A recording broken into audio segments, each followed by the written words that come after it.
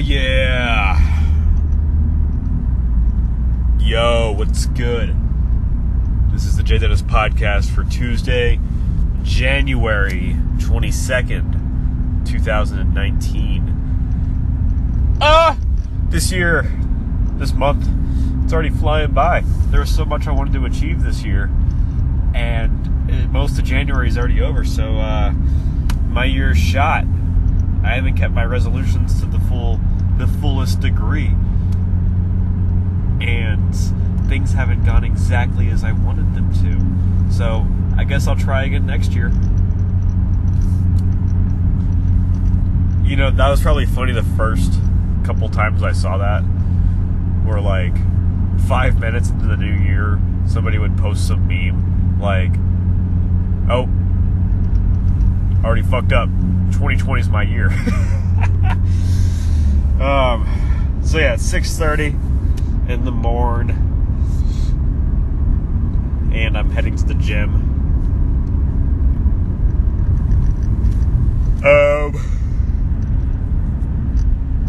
What do I want to talk about? I mean, I touched on it briefly in a bit I was doing later on in the podcast yesterday. But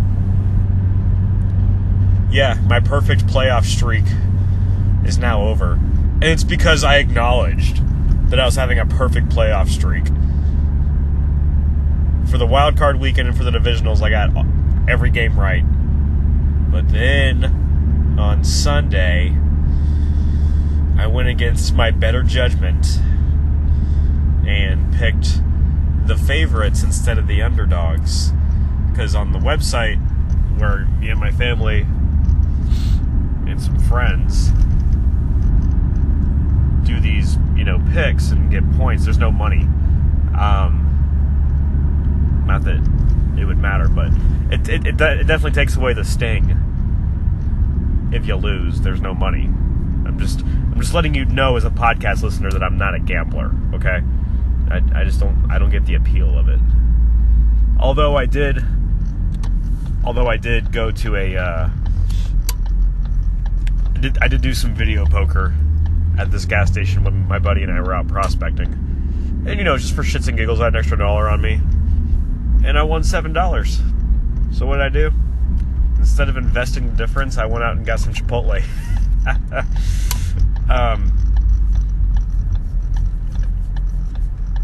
But yeah, so instead of picking the Rams and the Patriots, I picked the Chiefs and the Saints.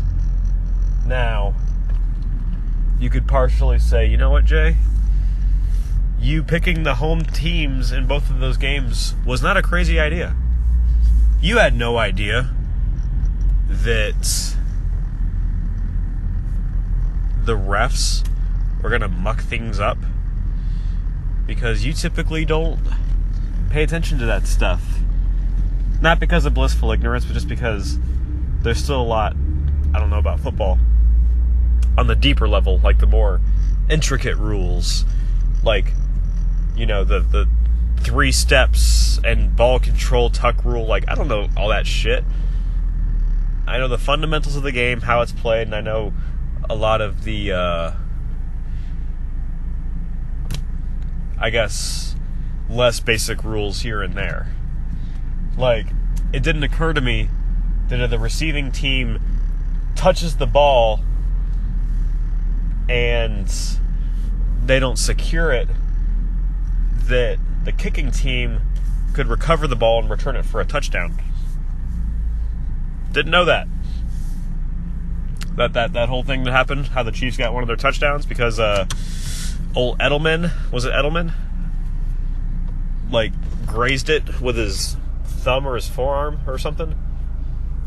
But yeah, no, that pass interference play where that Ram leveled the receiver towards the end zone, that was a shitty no call, and that definitely did affect the game. And then the fact that Tom Brady got like a pubic hair worth of damage inflicted on him by some guy's fingertip.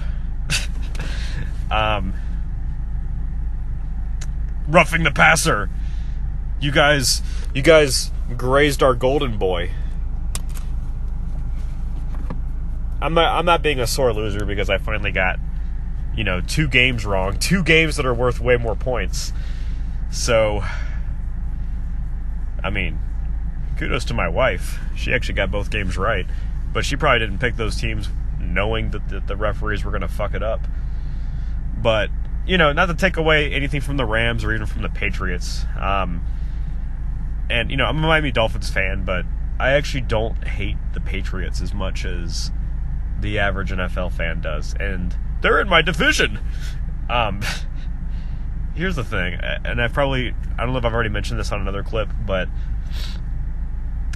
people hate them now, but 5 years after, Brady and Belichick, get married and have sex and retire to an island somewhere, 5 years after all that stuff happens, they're going to be missed. People are going to be like, wow, remember the days of, the Patriots, people hate them. Nobody likes a winner that wins too much. They just want them to fuck off. But they're not the only team that's been guilty of cheating. People hate Bill Belichick because he's so stoic in front of the camera. He doesn't fall into all those other traps. He doesn't do the whole media hype bullshit. He doesn't do all that. He puts his energy into coaching, and that's why he's one of the best coaches. So, still don't care for the Patriots, but they're a phenomenal team and a phenomenal franchise. And does the owner or president, whatever, do they look like they're part of the Illuminati? Yeah. Does it bother me that Belichick and Brady openly endorse Donald Trump? Yeah, but it's also their freedom. So, of course I got some negative biases towards them, but I'm not going to fall into the same bandwagon that everybody else does where they're just like, oh, fuck them. Bleh. It's like, no. I appreciate, respect greatness, even if their judgment's a little flat. But no, of course, some of the stuff Tom Brady did over the years was pretty corny. But who gives a fuck? It's football. It's why are we getting so emotionally invested into this? Wait, hold up. Did I just break my? Oh my god!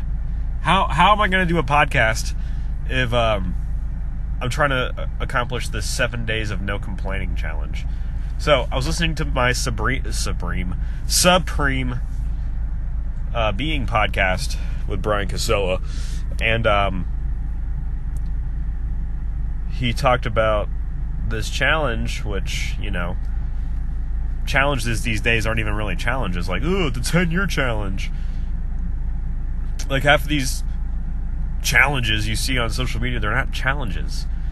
Oh, the Bird Box, the Kiki, they're not challenges. Oh, I opened the door to the next room challenge. There's nothing difficult about doing these things.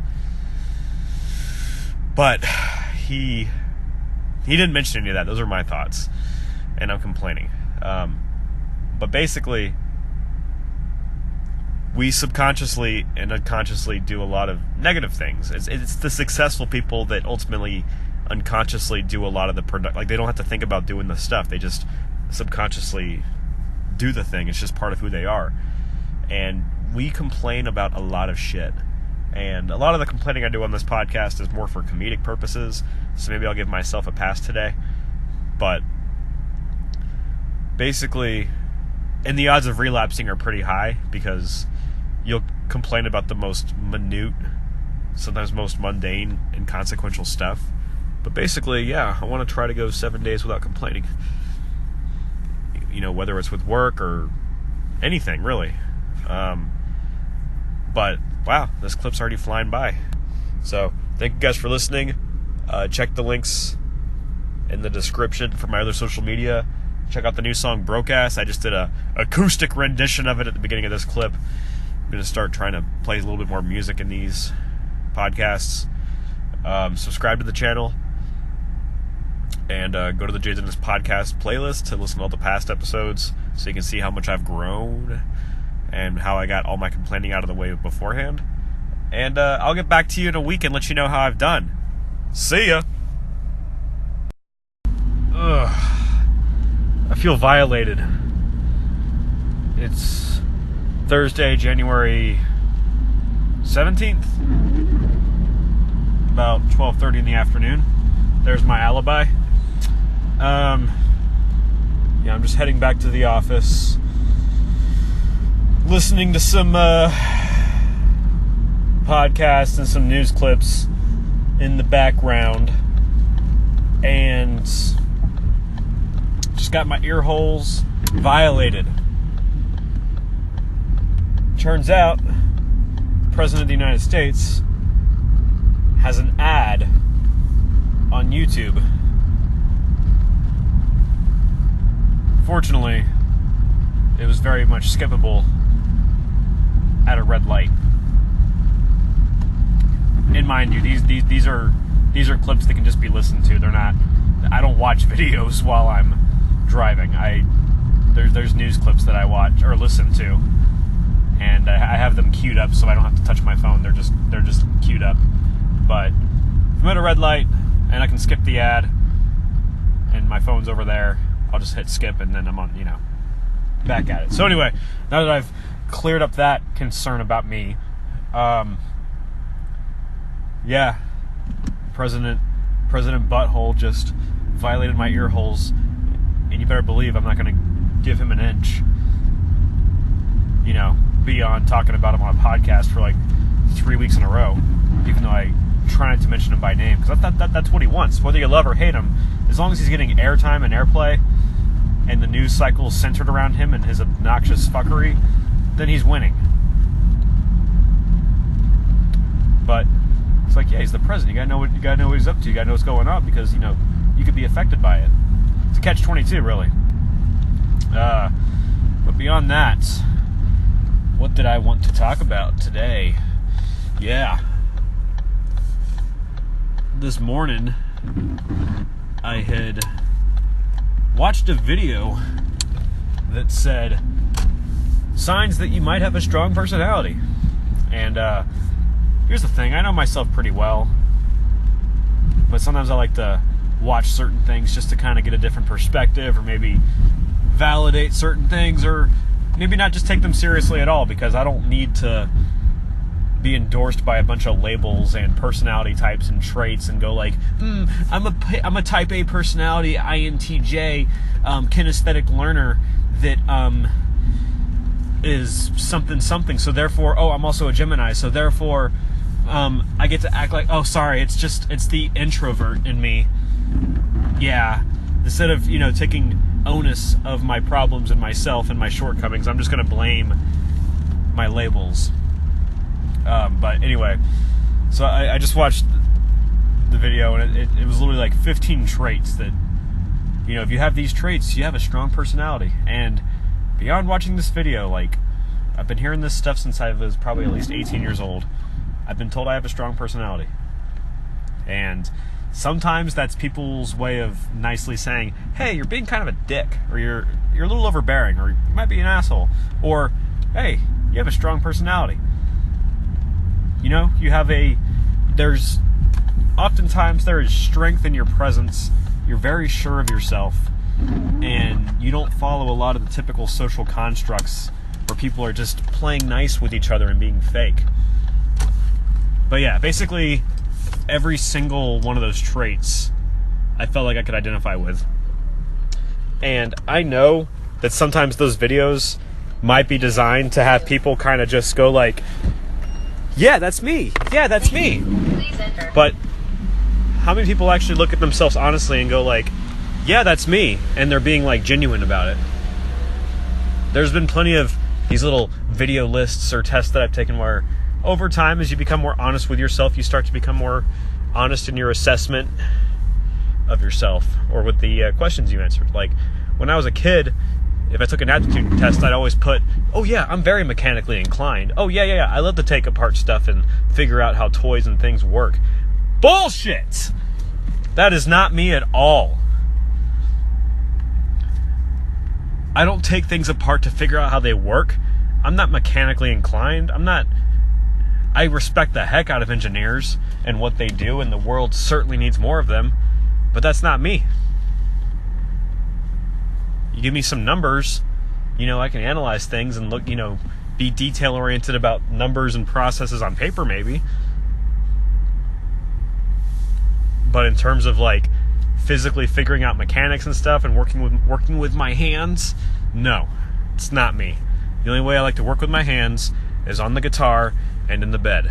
So, that all being said, I had to take an honest look at myself and go, does Jay Bird have a strong personality? The answer is yes. I'm very sure of myself. Don't need approval. I'm still going to chug out podcasts even if I'm only getting 4 listens a week, because I don't need anybody's approval. And over time, especially with this beautiful sales career that I'm in, I have become significantly more fearless. But it's who I am. It's who I am. So what's going on with you guys? My audience that can easily listen and respond to this podcast that's pre-recorded. What's going on? How's your week been? I hope you're doing well. I hope you continue to work on yourself and be good. Or if not, you can remain mediocre, and then that makes it easy for the rest of us that actually want to do well and succeed. Another catch-22. If you really like people and you want to see people succeed, you want what's best for them. But also, if people remain mediocre because of all the social norms and ideas and consumer culture, bad money habits that we have, we got a bunch of mediocre sheep walking around, and it makes it so that there's less competition. So if you take greed out of the factor, it makes it much more easy to be authentic about that perspective. So you guys can't tell right now, but I am currently wearing a wrist brace from working with my hands too much. No, I had mentioned that I have a death grip when I swing my golf club, and that's something that I'm working on loosening up so I don't fuck up my wrists even further. But I also tend to take great care when I lift weights. I try to have a neutral position so that I don't put any strain on my wrists. But I also know that my wrists could stand to be strengthened. So, but no, my right wrist has just been feeling kind of raw and kind of sore. Because it was fine after it healed up from all the golfing, but yesterday I had to shovel a bunch of snow, and that actually put some unneeded stress on my right wrist. And there happened to be I literally just said what it was. A wrist brace. There was one in my bathroom, so I've just been wearing it to kind of help it facilitate and heal. And I could actually feel like the circulation coming back and everything. So for the first time in my life, I'm wearing some kind of brace. Like, my age is starting to catch up with me. And also the need to be more flexible and strengthen up my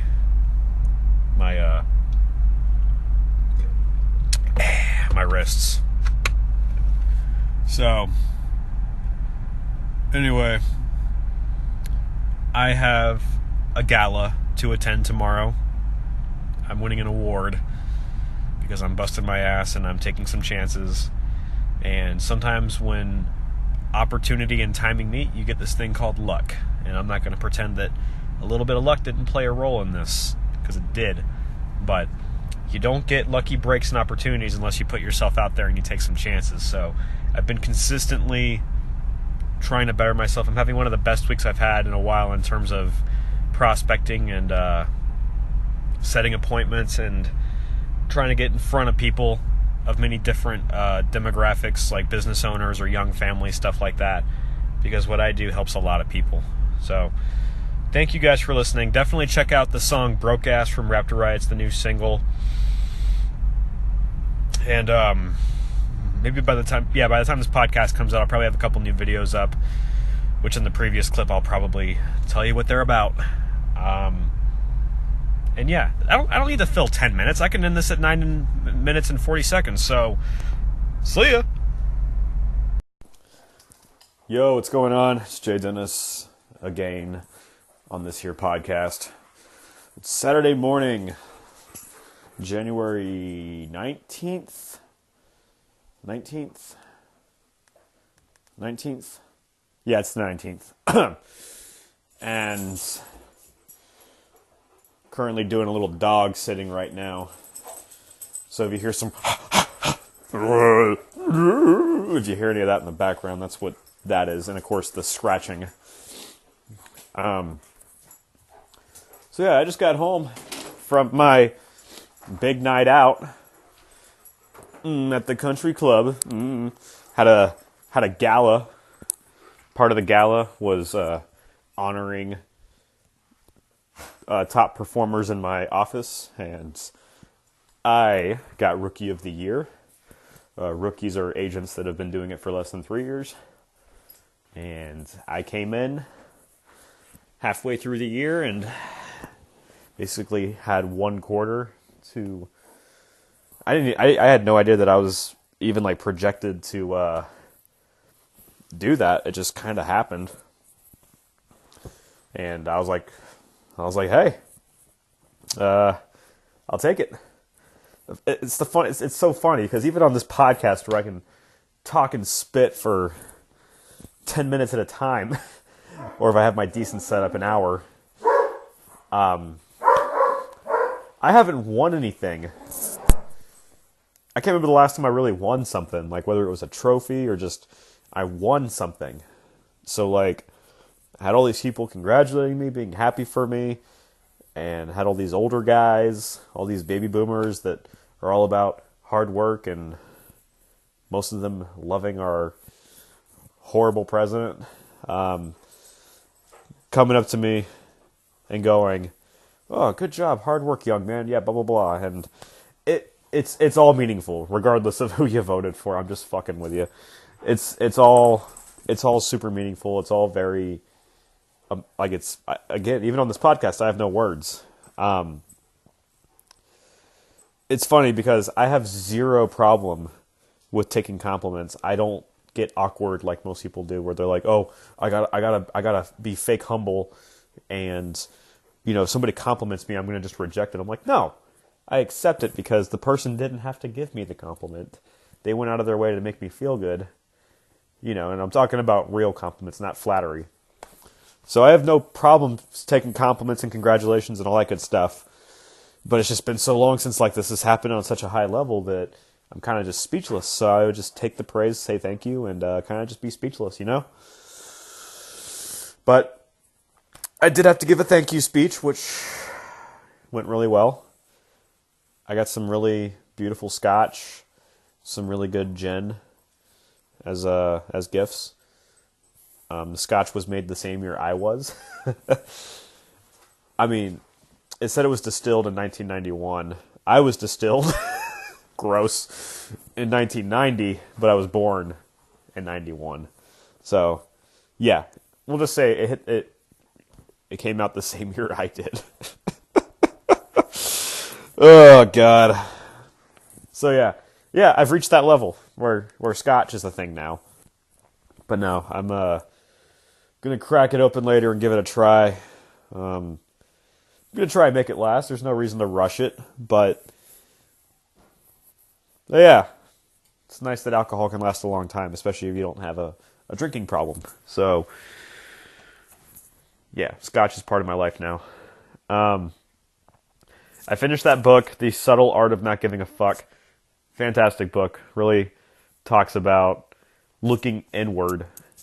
Like, what's consistent across the board is whether you feel like your life sucks or just your circumstances suck, and sometimes they are. Again, I've talked about it before. Some people just get dealt a shitty hand, but there are people out there that have rose to the occasion and done better than people that were like privileged.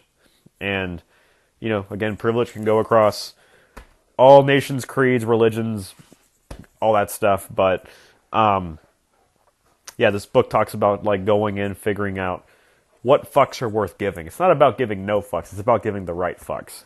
And that's something that I've been practicing for the past quite a few years, is making sure that my fucks are reserved for things that matter.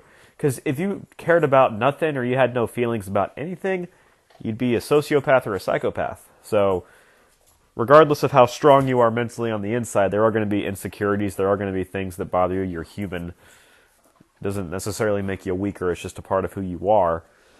But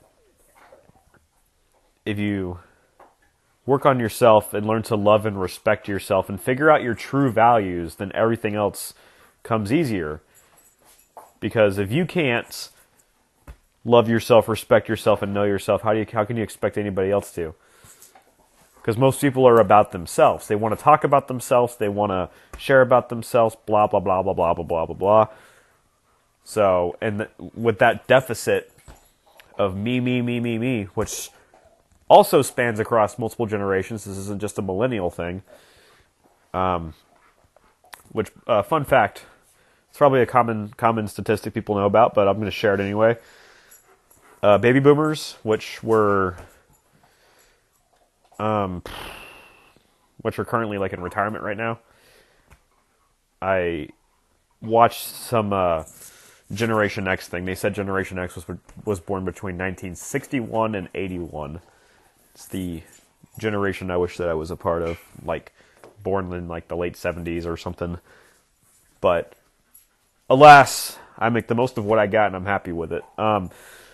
Baby boomers, born before, the 60s basically, but I guess between the 40s and the 60s, early 60s, between the 40s and like 60, they are the largest part of the population right now. And then millennials are the second largest. And it's not by too much. Like, there are still a lot more baby boomers than millennials. And millennials are people that were born between, like, the mid-'80s and the late 90s. Late 90s, mid-'90s. Yeah, like 1983 to, like, 1996 or 7 or something. So I'm in the middle, kind of towards the older end, I guess. Why was I bringing that up?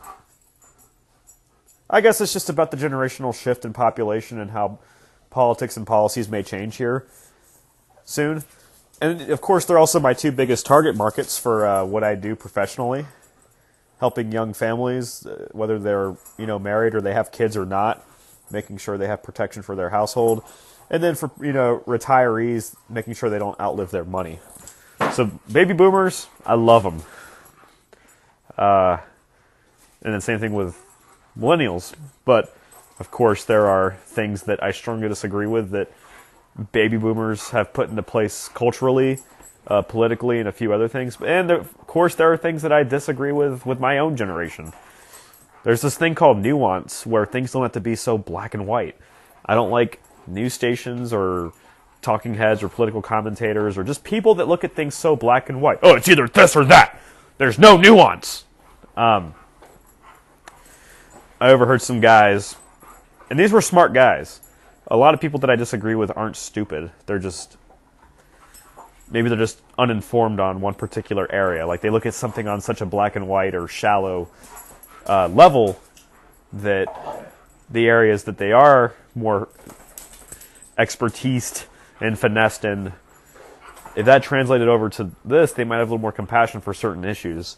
But I overheard some older guys talking about Alexandria Ocasio-Cortez, and just the way they said her name, and I could tell like she's getting under their skin.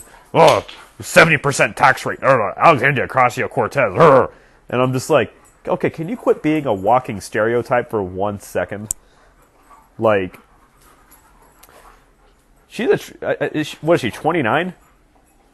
She achieved something insane. Like, she destroyed the primary. She destroyed the election. She's making waves. She's not uneducated by any means.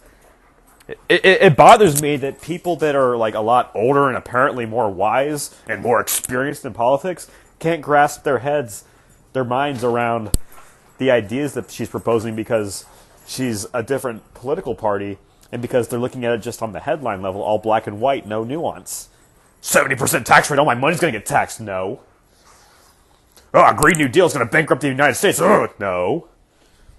We're not going to have a United States to bankrupt because it's going to be burned down by all the climate change that's happening. And guess what? That big-ass statement I just made, there's nuance within it. So, well, I'm out of time, guys. You've been great. I will see you on the next clip.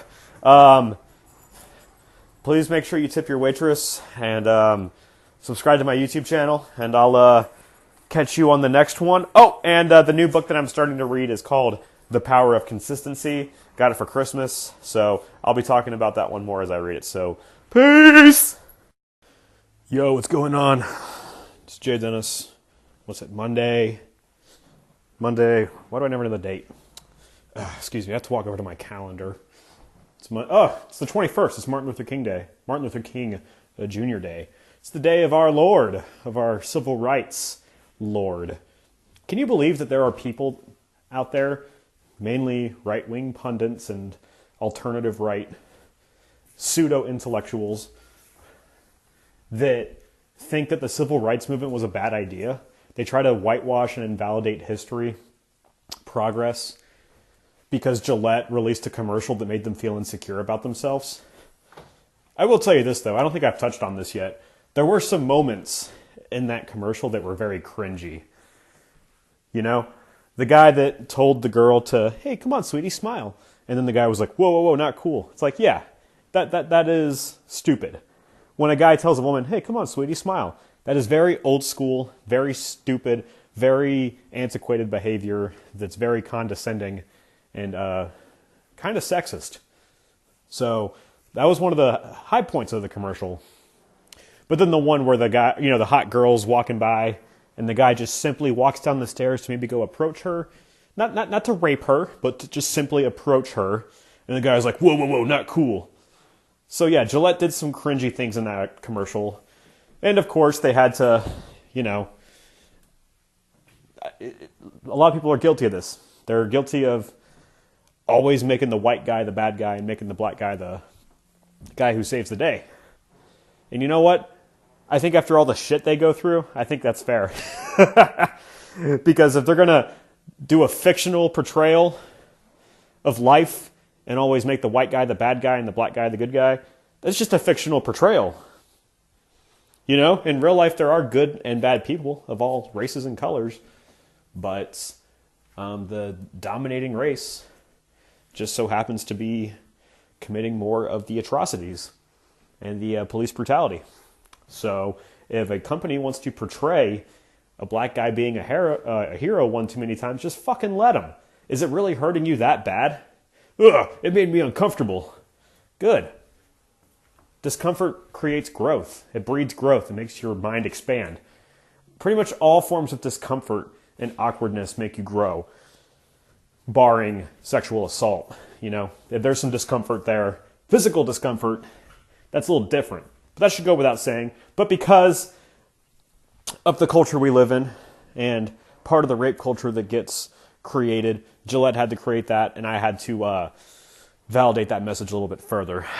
So yeah, happy Martin Luther King Jr. Day, year of our Lord, civil rights Lord. Have I hammered that home hard enough yet?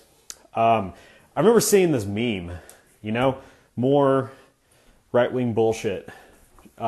People that are against protesters, people that are against athletes protesting and speaking out, just a bunch of, garbage. Somebody posted a picture of Martin Luther King. It said, no looting, no buildings burned, no violence, blah, blah, blah. They tried to make him out to be this nice, peaceful hero. And look at what he accomplished. But then somebody had the common sense to cross all that out and put, got shot anyway.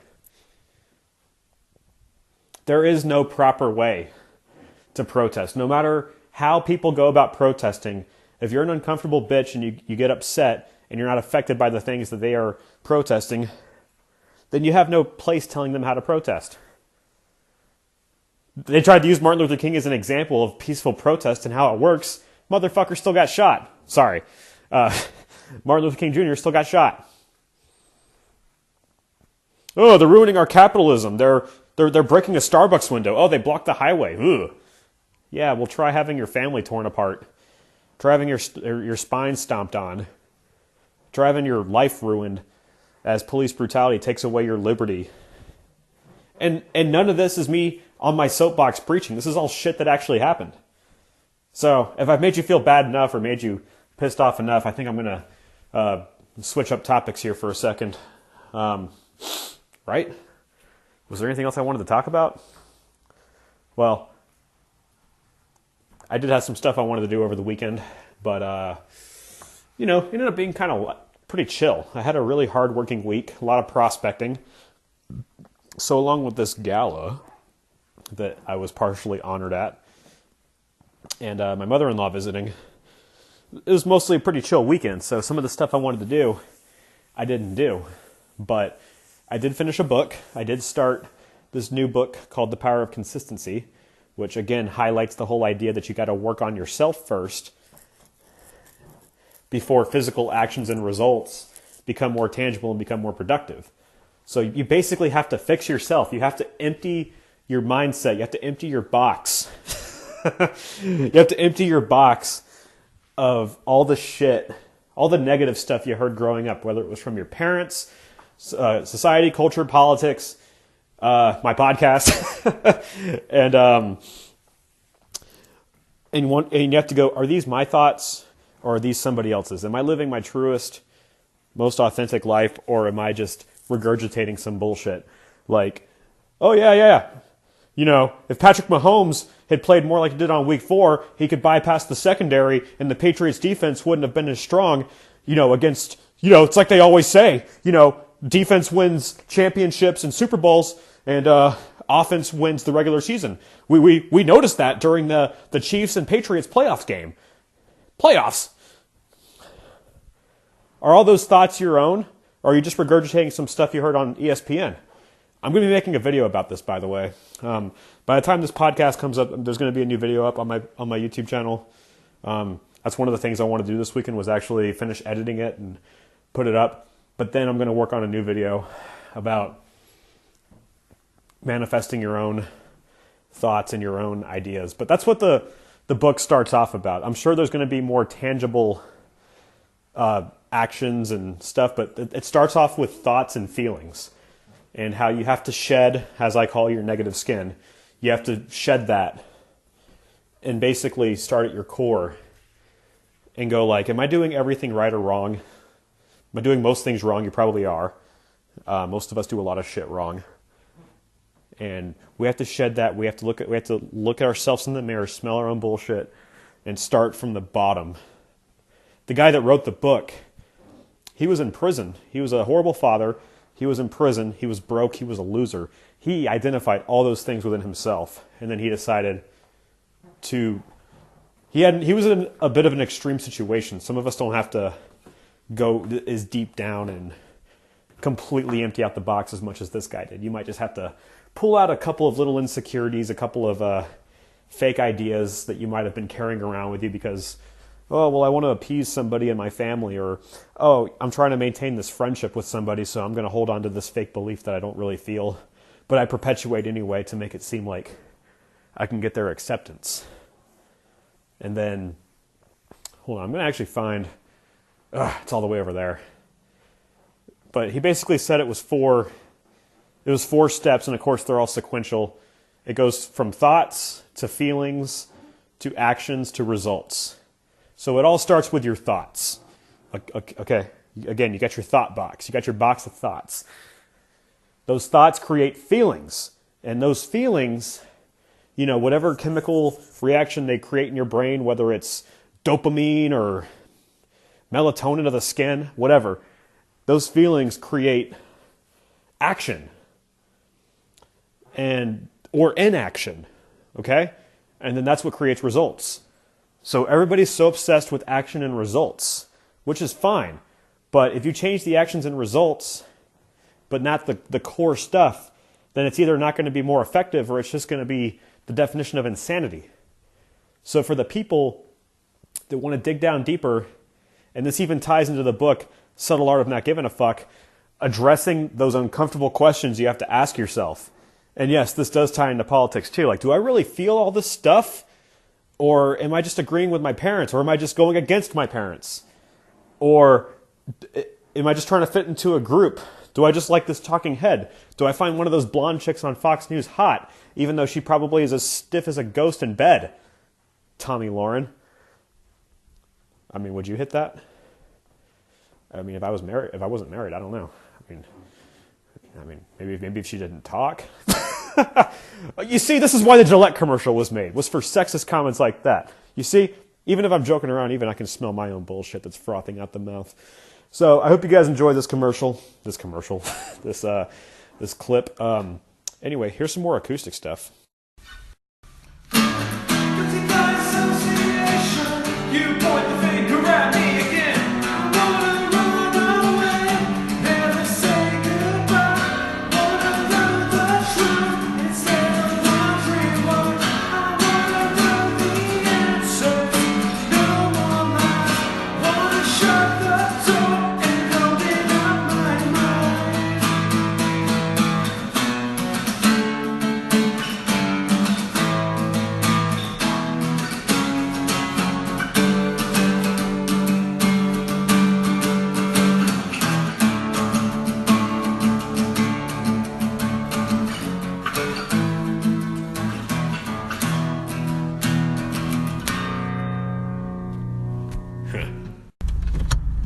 Hey, still Martin Luther King Jr. Day night, actually. Just left the gym. Even on this holiday, going at the gym in the evening yielded a crowded gym.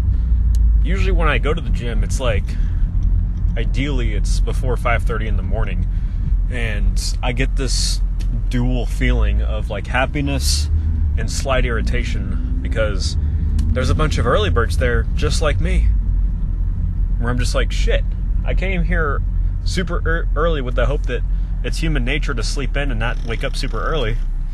But then there's also that pocket of like super driven people that also like to wake up early, because apparently most super productive, successful people, they usually fall into two categories. They usually fall into like the early to bed, early to rise kind of thing, you know, because that's the way the human body is actually designed to operate.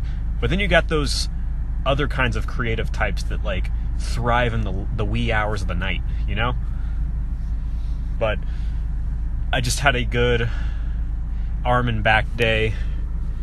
Gonna try to have a solid last 2 weeks of January, or week and a half, whatever. This week and then next week, half January, half February. You know, end off January good, start off February right. Not that it really matters. You know, you can start your goals in the middle of the week, in the middle of the day. You don't have to wait. Like say you go to a event Friday night, and you took away some amazing insight and some amazing practices that you could apply to your life for whatever it is, and you're like, wow, that was a very great Friday night. I'm so glad I went to that conference, that event. But I'm gonna wait till Monday to put this stuff into practice. It's like, no, motherfucker, you could do that right now. But what's the reason I wanted to record this clip? So a recent switch that I've made is, instead of starting off my weightlifting sessions with the elliptical, you know, to get all loosened up, I now end my weightlifting sessions with the elliptical. So I'll still do some stretches, some dynamic, some bioenergetic stretches before I work out, but I don't do the elliptical till the end. So I'm just seeing how that works. For some odd reason, I'm under the guise or the impression that doing cardio at the end of weightlifting is more effective than at the beginning. Something about, I don't know, metabolic states and growth, and apparently it's more advantageous to your muscles to end on cardio instead of starting. I don't know. We'll see. But as I'm choosing what YouTube video I want to watch, I'm realizing, wow, all these recommended videos that are popping up, it's just more digital clutter.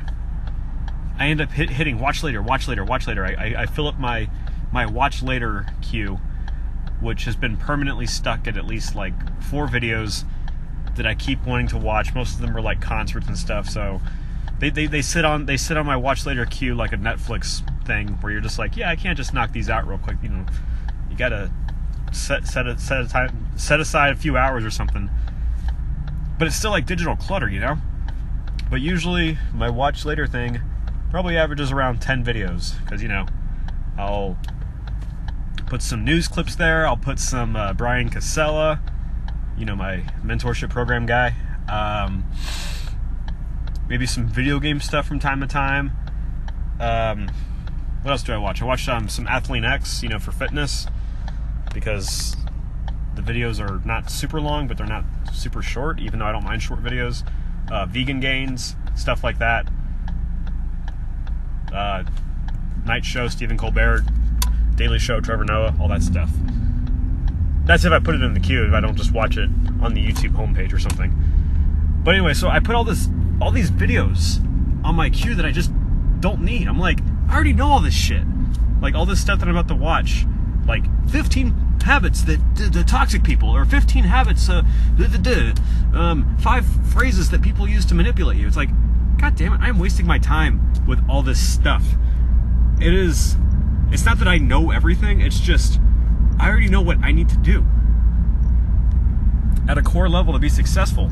And there's always tweaks and insights and coaching and all that other shit that I can take along the way. And it's actually a strength that I've been told by my managing partner. He says I'm very coachable, which I've known for a long time. And I'm super happy that he said that. Like, I'm very grateful. I'm not saying like, duh, I already knew that. I'm just saying it really validated me, because somebody that I deeply admire and respect and who's helped me out tremendously made me feel good and validated me on something that I've been questioning for a long time, because I had some toxic people in my past tell me that I'm an arrogant asshole that can't, take criticism or anything like that. It's just like, no, motherfucker, I just don't take it from people that aren't qualified to give it to me.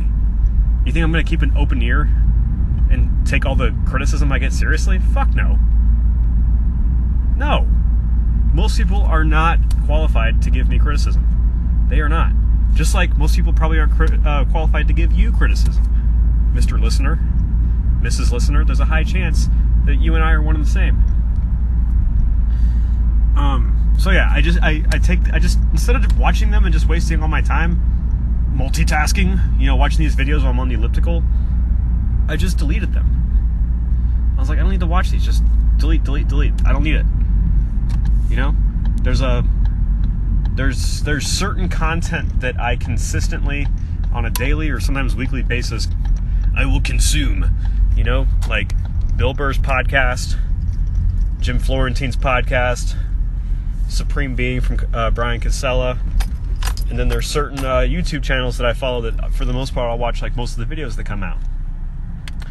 But I'm just finding that I need to declutter the digital shit. Like, it's not worth having backed up files upon files on every single app or whatever. Like, there's not just physical clutter in your house where there's like little piles of papers or things you said that you're going to read. That's actually something I really wanted to do today. I just didn't get around to doing it. I wanted to go to my office and take my already organized space and organize it further and make it more minimalist. Same thing with my garage. Same thing with other areas of the house. And bless my wife, she did that with our bedroom today, and I was super thrilled. Like, I'm super happy that happened. I want to do the same thing with other spaces. And yes, I have done it. And in light of not doing some of those things, I took care of the other stuff that I didn't get to do over the weekend. I did it today.